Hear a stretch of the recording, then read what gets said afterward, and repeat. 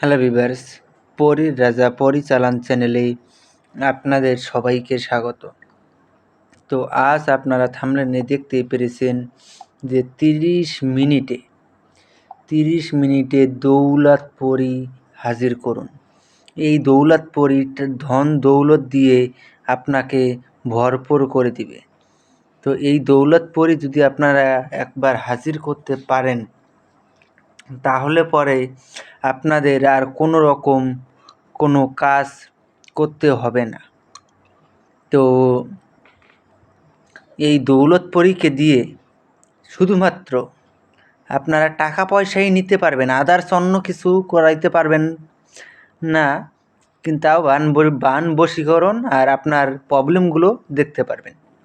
আর অনেকে প্রশ্ন করে যে টাকা পয়সা যদি পরিয়ে দিত তাহলে আপনারা কিসের জন্য ভিডিও করেন, এই সম্বন্ধেও একটা প্রশ্ন আপনাদের মনে ওঠে। যারা চালান করে, যাদের কাছে আকাশপরী থাকে, তাদেরকে কোনো দিনও পরী টাকা পয়সা ধন দৌলত সোনা দানা কিছুতেই এনে দিবে না। এটা 1 নম্বর কথা হলো।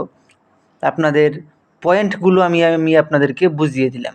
কেননা এটা নিয়ে আপনারা অনেক ভাইয়েরাই আমাকে জিজ্ঞেস করেছেন, তাই আমি ভিডিওর মাঝখানে বলে আমি আপনাদেরকে বুঝিয়ে দিলাম। তো আশা করি আপনারা পুরো বিষয়টা ক্লিয়ারভাবে বুঝতে পেরেছেন। আর যদি আপনাদের বুঝতে কোনো রকম অসুবিধা হয়, ভিডিওটা আপনারা প্রথম থেকে শেষ পর্যন্ত মনোযোগ দিয়ে আপনারা দেখবেন। আর এটা যদি আপনারা নিজেরা করতে না পারেন, চালান করে নিতে চান, তাহলে পরে স্ক্রিনে দেওয়া নাম্বারে আমার সঙ্গে যোগাযোগ করে নেবেন। আর অন্য কোনো দেশ থেকে যদি ফোন করতে যান, তাহলে পরে সামনে 0091 এটা কোডটা বসিয়ে নেবেন, বসিয়ে এই নাম্বারটা দিবেন, তাহলে পরে আমাকে পেয়ে যাবেন। হোয়াটসঅ্যাপ, ইমো সব কিছুই রয়েছে। একটা মন্ত্র স্ক্রিনে দেখতে পেরেছেন, ইয়া রাসূলুল্লাহ মুহাম্মাদুর রাসূলুল্লাহ। এই দোয়াটা আপনারা ভালো করে মুখস্থ করবেন।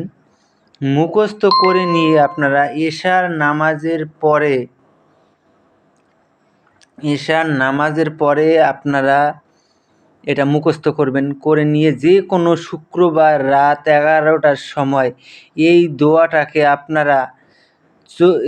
দোয়াটাকে চোখ বন্ধ করে তসবির মালা দিয়ে আপনাদের কোনো কিচ্ছু কেনার প্রয়োজন হবে না। চোখ বন্ধ করে তসবির মালা দিয়ে 3 মালা জপ করবেন। 3 মালা জপ করার সঙ্গে সঙ্গেই দেখবেন দৌলত পরী টাকা পয়সা নিয়ে আপনার সামনে এসে প্রকট হয়ে যাবে। যখন দৌলত পরী আপনার সামনে টাকা পয়সা নিয়ে এসে প্রকট হয়ে যাবে, তখন পরীর গলায় আপনারা পরীকে বলবেন যে আমাকে এই টাকা পয়সার লোভ দেখিয়ে আমাকে লোভিত করবেন না। প্রথমে আপনারা এইভাবে বলবেন। এইভাবে বলার পরে ও আপনাকে জিজ্ঞেস করবে যে আপনি আমার কাছ থেকে কী চান?